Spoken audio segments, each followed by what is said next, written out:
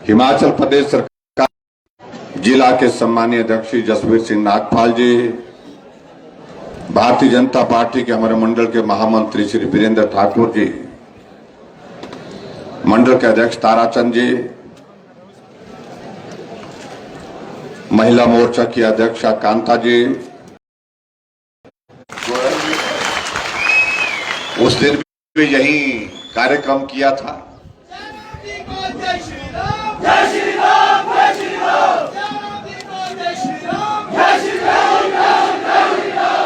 और आज के ये कार्यक्रम तो विशेष आयोजन के इसमें हो रहा है कि, लेकिन फिर भी उसके बावजूद मैं इस बात से भी सहमत है, अगर सामने भी लाएंगे तो उनको वो बोलेंगे भाई कुछ नहीं दिखाई दे रहा है।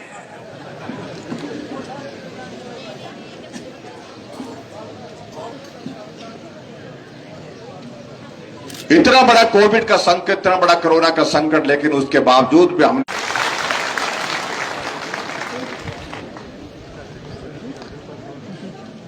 और मैं समझता हूं कि हमारी अब बात अधूरी रह जाएगी अगर हम अपनी बात को कहें। उनको भी लग गई है।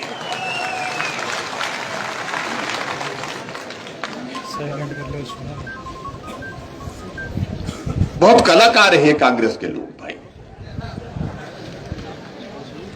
जब इन्होंने देखा कि भाई पड़ोस वाला भी चला गया वैक्सीन लगाने के लिए, मेरी बाईं तरफ रहता था वो भी चला गया, परिवार को साथ में गाड़ी में बिठा करके वैक्सीन लगा करके आ गया, तो घर में लाड़ी को बोलने लगा कि अब क्या कर रहे हैं, इस तरफ बाड़े ने भी लगा दी, उस तरफ बाड़े ने लगा दी, अगले बाड़े ने भी लगा दी, पीछे बाड़े में हम ही बचे। लाड़ी ने कहा कि मास्क पहनो, चुपचाप जाओ वैक्सीन सेंटर में जाकर के लगा के आओ। लाड़ी बोलते हैं हाँ, हमारे लाड़ी बोलते हैं सराज में भाई, पत्नी को बोलते हैं लाड़ी,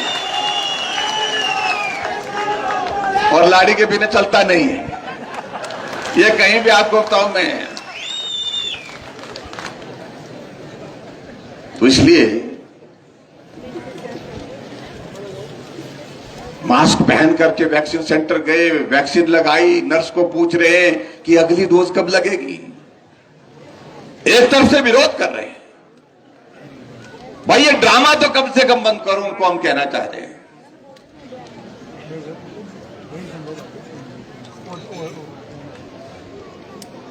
और मुझे इस बात की खुशी है कि दूर दराज के इलाके में भी जिस प्रकार से हमारे डॉक्टर्स ने, हमारी नर्सेज, पैरामेडिकल स्टाफ ने, आंगनबाड़ी वर्कर ने, आशा वर्कर ने, हमारे बहुत सारे जो हमारे पुलिस के कर्मचारी हैं, सब लोगों ने कोविड के संकट में बहुत अच्छा काम किया। महिला मंडल,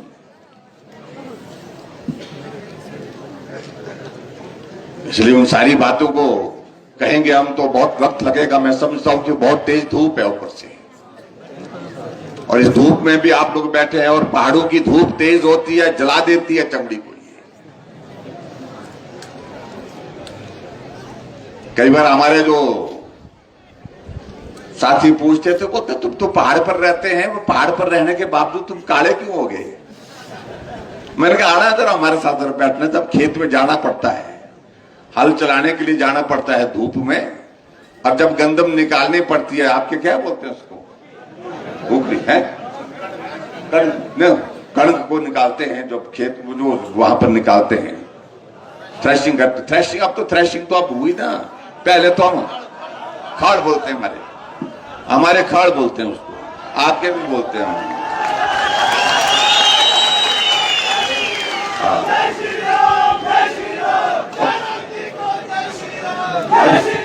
पहले जमाने में ये होता था, हर आंगन में होता था, खड़ होता था, इसलिए होता था अनाज निकालना तो वही निकालना, सुखाना तो वही सुखाना। और हमारे जो परिवार वाले होते थे वो भी क्या करते थे, थोड़ा ज्यादा ही करते थे, क्या करते थे कि खड़ जो जिस दिन निकालने की बारी, वो रविवार को छुट्टी वाले दिन रखते थे, ताकि हम भी उसको घूमते रहे। पता नहीं सारी उम्र कितने फेरे मारे हमने, क्योंकि वो लगाते थे वो उस काम को, चूंकि उसके लिए आदमी ज्यादा चाहिए, जितने आदमी चलते रहेंगे उस पर उतना ज्यादा वो गंदम जल्दी निकलेगी, कणक जल्दी निकलेगी। तो हमने तो सारे काम किए।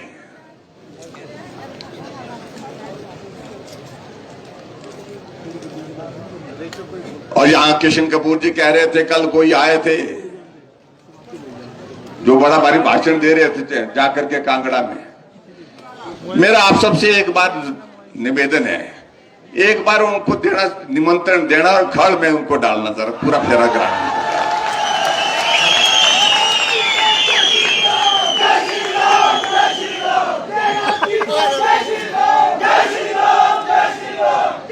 और उनको बोलना, भाई तुम दिल्ली मॉडल की बात कर रहे, पहले ये असली मॉडल ये है, बोला हिमाचल का बोलना, ये है हिमाचल मॉडल बोलना। मेहनत करनी पड़ती है।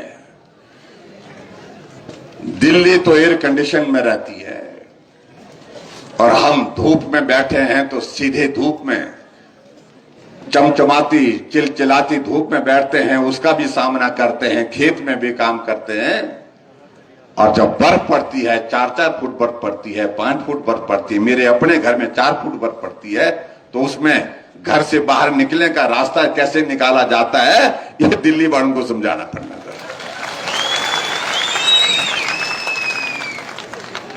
ऐसे टपराड़े नहीं चलने उनको बोलना जैसे तुम मार रहे हैं। ये हिमाचल है, हिमाचल के लोग मेहनती हैं, परिश्रमी हैं, ईमानदार हैं, और हिमाचल के लोगों को लुटेरे शब्द का इस्तेमाल करना ये बहुत दुर्भाग्यपूर्ण है, बहुत दुर्भाग्यपूर्ण है। जिस प्रकार से उन्होंने कल भाषण में, अपने भाषण में इस बात का एक बार नहीं कोई 10 बार जिक्र किया।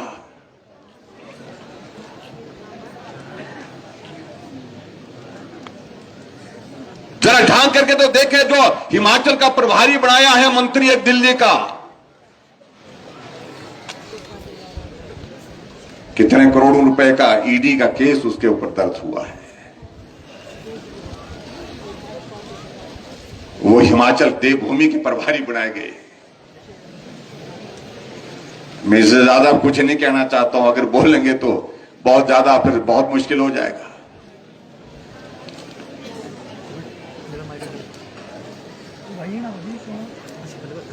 हमारे दूसरे मित्र हैं, जो कांग्रेस के मित्र, जो पिछले दिनों खूब उछल कूद कर रहे थे, विधानसभा के अंदर बैठते नहीं थे कुर्सी पर, कुर्सी पर ऐसा लगता था पता नहीं क्या लगा के, द्रागड़ लगा रखी, जैसे द्रागड़ क्या बोलते हैं, कटे कटे लगता है, कुक्षी भी बोलते हैं, अरे बिच्छू बूटी, वैसे ज्यादातर उसको बिच्छू बूटी बोलते हैं। ऐन है ऐसे फटिकते थे, ऐसे फटिकते थे, पता नहीं क्या लगा के रखा है नीचे।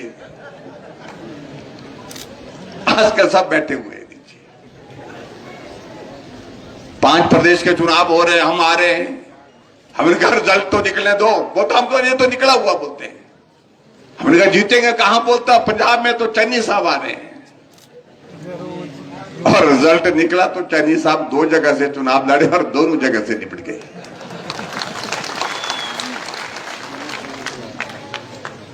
और एक और नेता आते थे, बहुत ज्यादा बोलते थे, खूब बोलते थे, पहले हमारी पार्टी में थे तो उस वक्त भी बोलते थे, ताली बजाने की बात करते थे, वो ठोको ताली।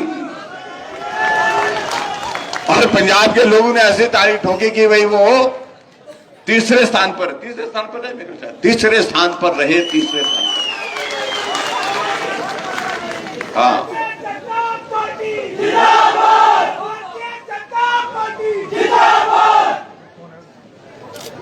तो हमने उन मित्रों, कांग्रेस के मित्रों को कहा कि जरा रुको तो सही, सब्र करो, थोड़ा इंतजार करो।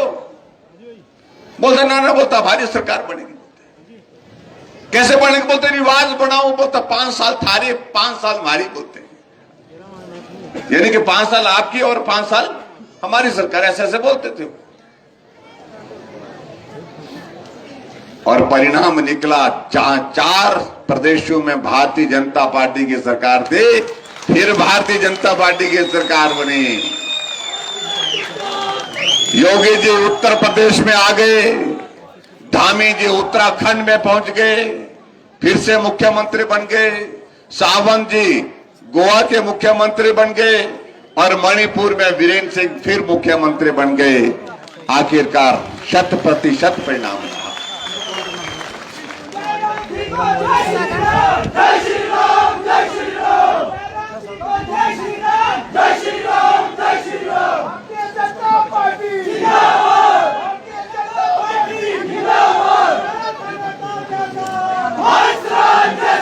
और इसलिए मैं आप सबके बीच में उन बातों को कहूंगा तो बहुत वक्त लगेगा, लेकिन भाई और बहनों मैं एक बात जरूर कहना चाहता हूं। हमने हिमाचल प्रदेश में 4 साल, साढ़े 4 साल होने जा रहे हैं हमारे। 4 साल 4 महीने हमारी सरकार के पूरे हुए हैं, लेकिन इन 4 साल 4 महीने में हमने 4 दिन की भी छुट्टी नहीं, 1 दिन की भी छुट्टी नहीं ली। लगातार सेवा में लगे रहे, काम करते रहे।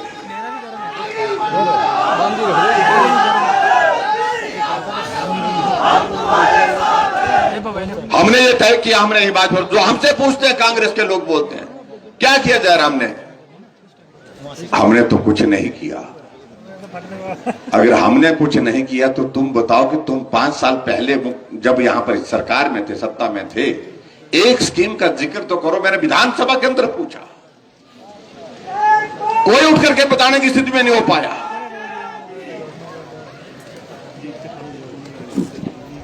मैं कांग्रेस के उठाए प्रश्नों का जवाब दे रहा था विधानसभा के अंदर,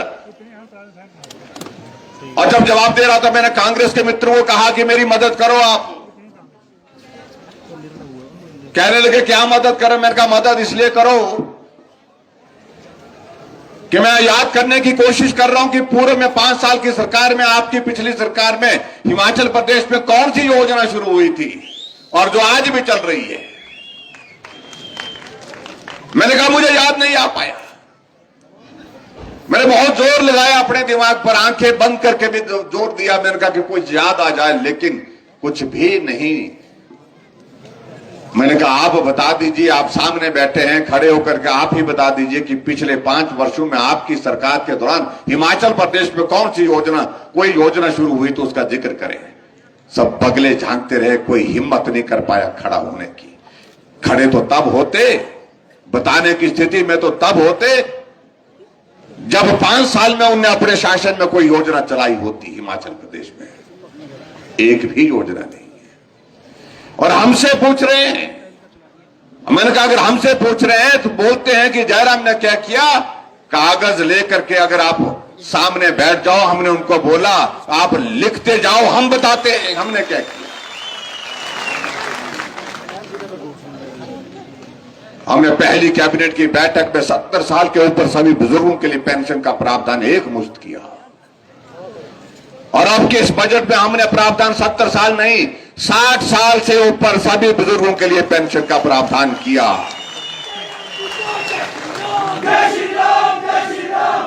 फिर भी कहेंगे कि जयराम ने क्या किया। कांग्रेस के जमाने में 400 करोड़ रुपए पेंशन पर खर्च होता था, और आज मेरी सरकार में 4 साल की सरकार में हम 1300 करोड़ रुपए खर्च कर रहे हैं बुजुर्गों के लिए।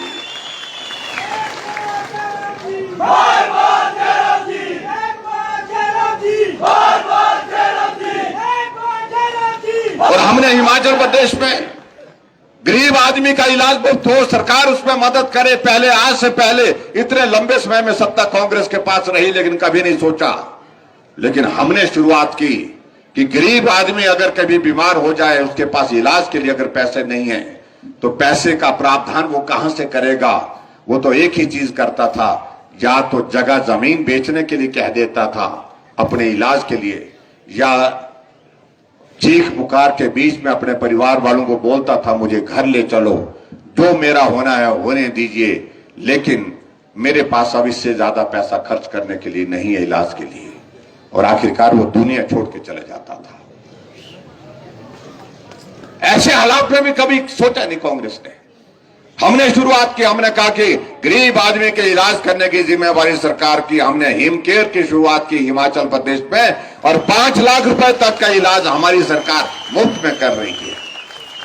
आज कोई आदमी अगर बीमार होता है, बाकी चीजें बाद में सोचता है, लत्ते कपड़े भी साथ ले जाने उसके लिए भी बाद में सोचता है उसका इंतजाम कर लें, लेकिन एक चीज को वो सोचता है कि मुझे हॉस्पिटल जाना है इलाज करने के लिए, तो हॉस्पिटल में जा करके वो इलाज करने के लिए हिम केयर का कार्ड कभी नहीं भूलता है। ये अंतर है जिसको समझना चाहिए। फिर भी बोलते कि जयराम ने कुछ नहीं किया। जब बड़ी संख्या में हमारी माताएं बहनें बैठी हैं, हमने कहा हर घर में गैस का चूल्हा होना चाहिए। किसी कर्मचारी, सरकारी अधिकारी, ठेकेदार के पास ही गैस का चूल्हा नहीं होना चाहिए, अमीर के पास ही गैस का चूल्हा नहीं होना चाहिए, हर घर में गैस का चूल्हा होना चाहिए। आदरणीय प्रधानमंत्री नरेंद्र मोदी जी ने पूरे देश के लिए शुरुआत की उज्ज्वला योजना की, और हमने हिमाचल प्रदेश में हर घर में गैस का चूल्हा पहुंचाने के लिए गृहिणी सुविधा योजना की शुरुआत की। हर एक घर में गैस का चूल्हा पहुंचाया। 3,25,000 गैस के चूल्हे हमने हिमाचल प्रदेश में हर घर में गृहिणी सुविधा योजना के अंतर्गत पहुंचाए। फिर भी बोल रहे हैं कि कुछ नहीं किया जा रहा। हमने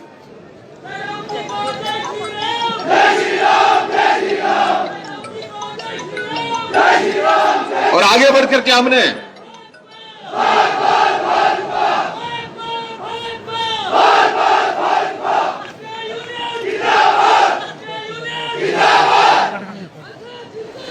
और ऐसी परिस्थिति में हमने आगे बढ़कर के और भी काम किया।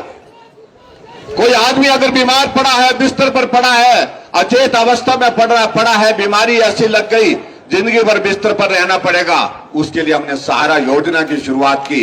और सहारा योजना के अंतर्गत हम उस व्यक्ति के, उस बीमार के खाते में हर महीने का 3,000 रुपये उसके खाते में डाल दें।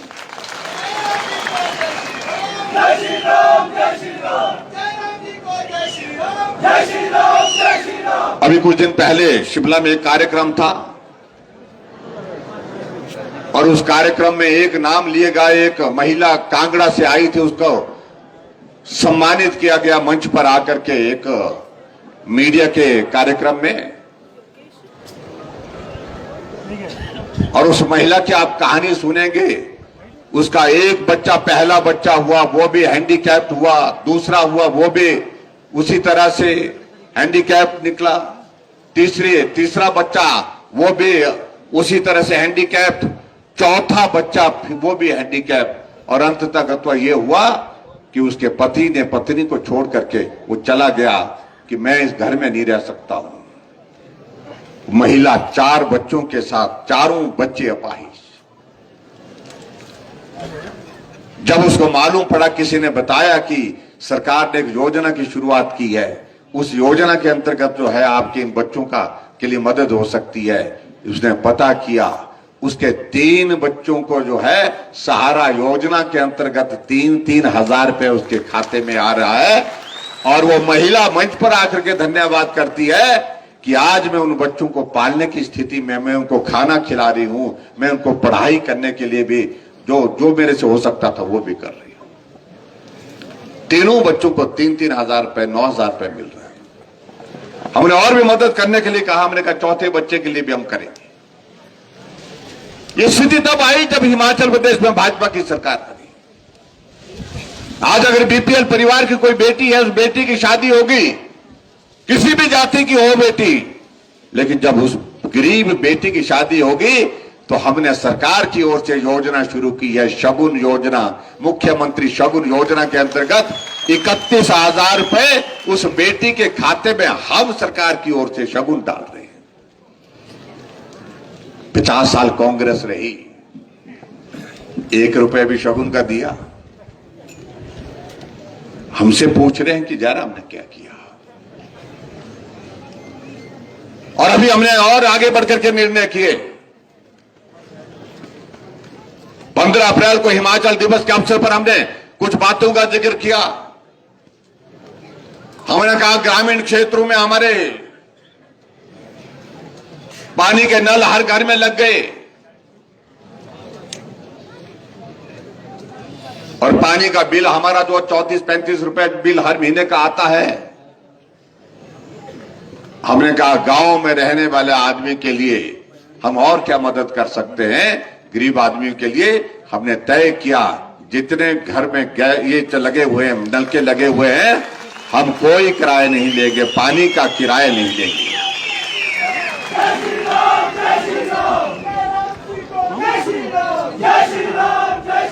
और आगे बढ़कर के हमने और निर्णय लिया। और निर्णय क्या लिया हमने? जो माता बहनें यहां पर बैठी, हमारी आबादी का 50% हिस्सा महिलाओं का है। और महिलाओं को आजकल अब काम में हर जगह जाना पड़ता है, बाजार जाना, बाजार आना, घर का काम और सारी चीजों के लेकर के रिश्तेदारी में आना जाना। और ऐसी परिस्थिति में हमने कहा कि अगर हमारी आबादी का 50% हिस्सा महिलाओं का है तो उनसे किराया भी बसों का हम 50% ही लेंगे, आधा लेंगे, आधा माफ करेंगे। फिर भी पूछ रहे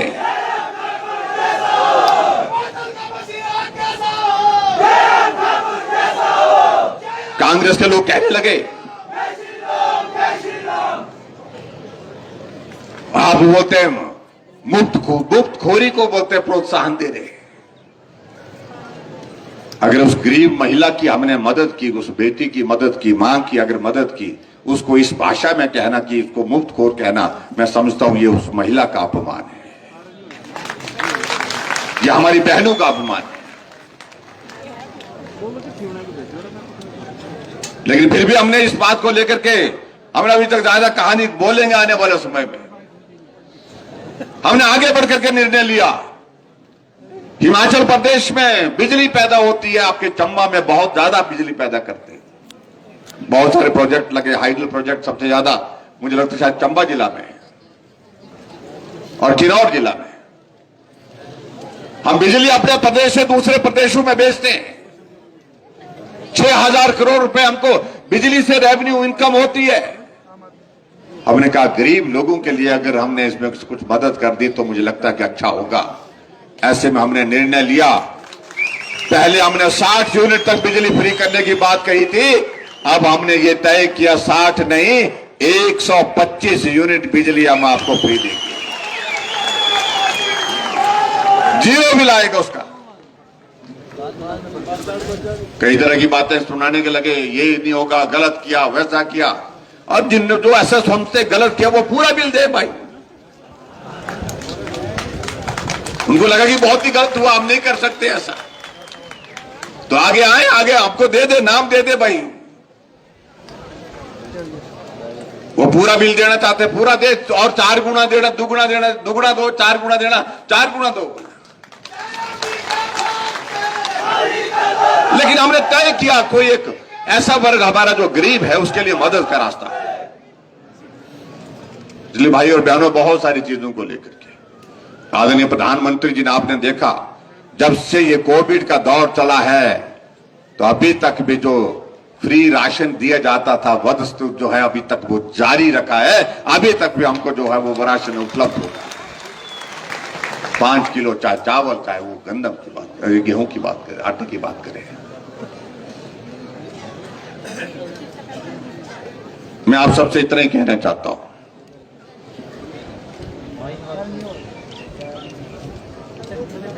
कि जो खास तौर से हिमाचल प्रदेश में, क्योंकि अब नवंबर के महीने में चुनाव होगा, भी तो वक्त है, अभी हम काम करेंगे। जब तक लिए आचार संहिता नहीं लगती तब तक लिए रात दिन जो लोगों की सेवा हम कर सकते हैं उसमें कोई कमी नहीं छोड़ेंगे। और आने वाले समय में ये जरूर कहना चाहता हूं, जो ये कहते थे कि सरकार हमारी आएगी, मैं उनको ये कहना चाहता हूं कि अब सारी संभावनाएं समाप्त होगी। सरकार आएगी तो हमारी ही आएगी, सिर्फ हमारी ही आएगी।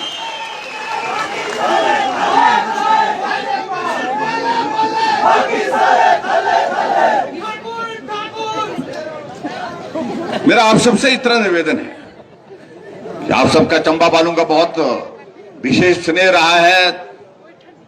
एक सीट छूटी है पिछली बार, अगली बार चंबा पूरा का पूरा आना चाहिए, ऑल बटा ऑल जिसको बोलते हैं। और उसके लिए आप सब सहयोग करें, और उसके बाद जो कमी होगी तो पूरा उस कमी को पूरा करेंगे, दूर करने की कोशिश करेंगे।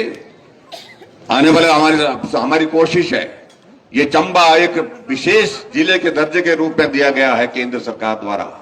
एस्पिरेशनल डिस्ट्रिक्ट है ये, जहां आदरणीय प्रधानमंत्री जी भी हमको इस बात के लिए विशेष तौर से कहते हैं कि वहां के लिए और ज्यादा करने की आवश्यकता है और मदद करने की जरूरत है। हम वो मदद करने की कोशिश कर रहे हैं और मुझे पूरा भरोसा है निश्चित रूप से उसमें चंबा को बहुत बड़ा लाभ भी हुआ, चंबा आगे बढ़ा भी है उस दृष्टि से। जय राम जी को जय श्री राम, जय श्री राम, जय श्री राम, जय राम जी को जय श्री राम, जय श्री राम, जय श्री राम। आप सबको भी भैया, आप सबको भी जय श्री राम।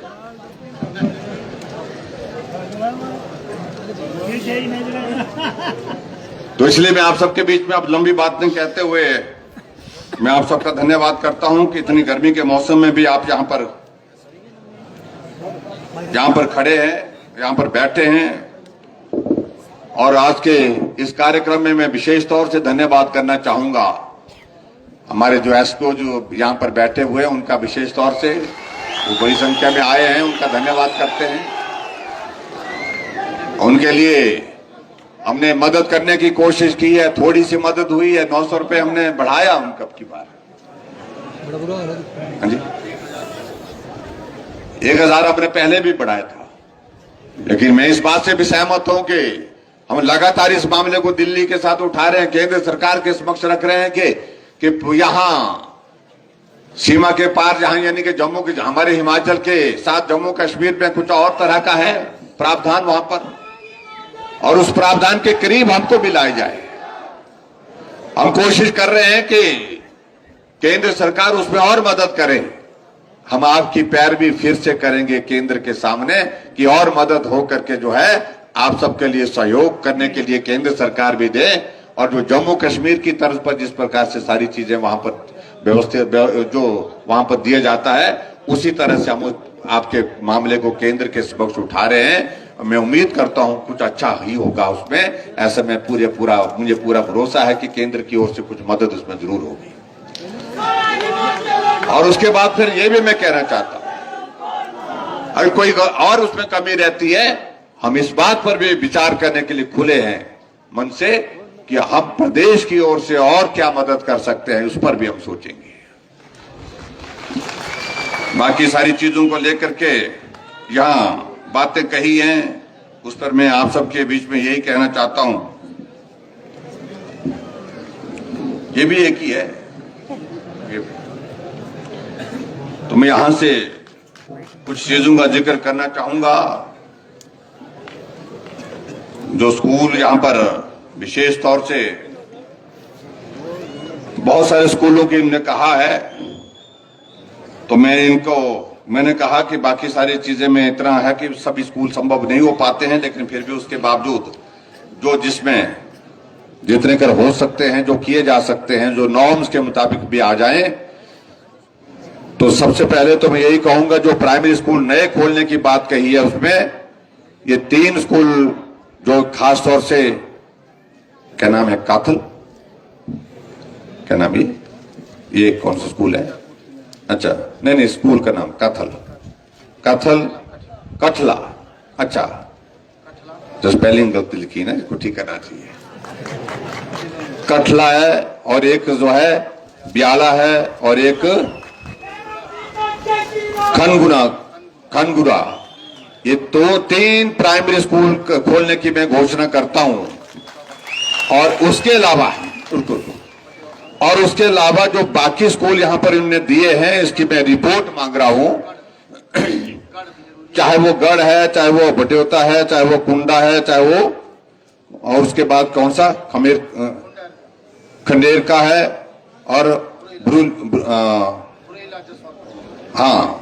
ये 4 स्कूल जो और बचे हैं इसकी मैं रिपोर्ट लेकर के मैं जो भी इसमें अगर ये नॉर्म्स के मुताबिक पूरा पढ़ते हैं तो इन पर भी विचार करेंगे। ये भी मैं आपके बीच में कहना चाहता हूं। और उसी तरह से आगे बढ़ करके जो मिडिल स्कूल खोलने की बात कही गई है उसमें मैं आप सबके बीच में यही कहना चाहता हूं। कौन सा? अन्यूंडा, मंगली और करोड़ी। हाँ, करोड़ी और भंडार, तो ये स्कूल में यहां पर खोलने की घोषणा करता हूं, एक करोड़ी और भंडार और बाकियों का अन्यूदा 3 स्कूल मैंने यहां पर घोषणा की, इनको करेंगे। और बाकियों के बारे में मैंने कहा जितने भी इन्होंने दी है सारी स्कूल की जो दी है, लिस्ट दी है, इसकी रिपोर्ट आएगी, जिसमें सरगढ़ है, ओला है, हाँ ये खांगू और बिहाली, ये मिडिल स्कूल से जो है हाई स्कूल करने की बात जो कही है, इनकी रिपोर्ट आने के बाद हम निश्चित रूप से विचार करेंगे कि क्या रास्ता निकलता है इसमें। और उसके अलावा और जो यहां पर कहा गया है, एक कंदला और दूसरा कंदला और ये कौन सा है, बराड़ा, ये 2 जगह कहा गया है कि इनको हाई स्कूल से इनको बढ़ा करके दर्जा बढ़ा करके इनको बढ़ा करके +2 किया जाए। तो इन दोनों स्कूल को +2 करने के मैं घोषणा करता हूं।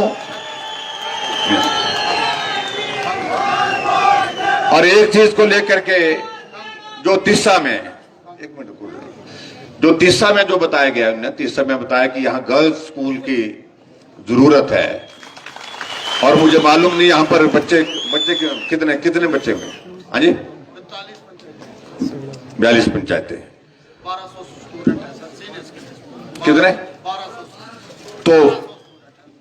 तो यहां पर गर्ल्स सीनियर सेकेंडरी स्कूल खोलने की भी मैं यहां पर घोषणा करता हूं। ये बात मैं आपके बीच में कहना चाहता हूं। और उसी प्रकार से आगे बढ़ करके एक पार्किंग के लिए बोला है ना, उसके लिए अगर जगह मिलती है, उचित मिलती है, उसका एस्टिमेशन और उसकी पेपर सारी फॉर्मेलिटी मिल जाए हमको, और उसके लिए भी बजट का प्रावधान करेंगे ताकि यहां पर जो है पार्किंग की व्यवस्था हो सके। इस बात को भी हम सुनिश्चित करेंगे। इसके अलावा कुछ और चीजों को लेकर के एक आपके यहां पर ये जरूरी है ना, ये वाली एक नहीं, ये बढ़ा रहे हैं ज्यादा भाई, एक मिनट, कौन सा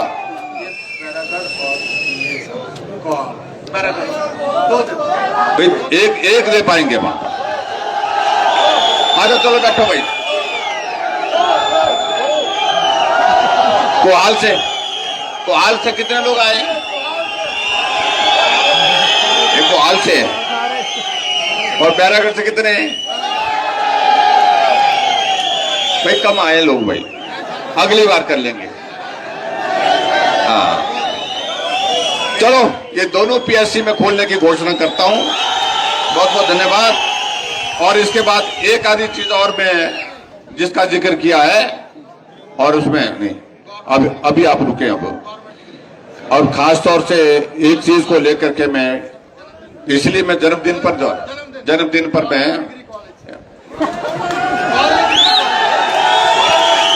एक और चीज यहां पर बताई गई है।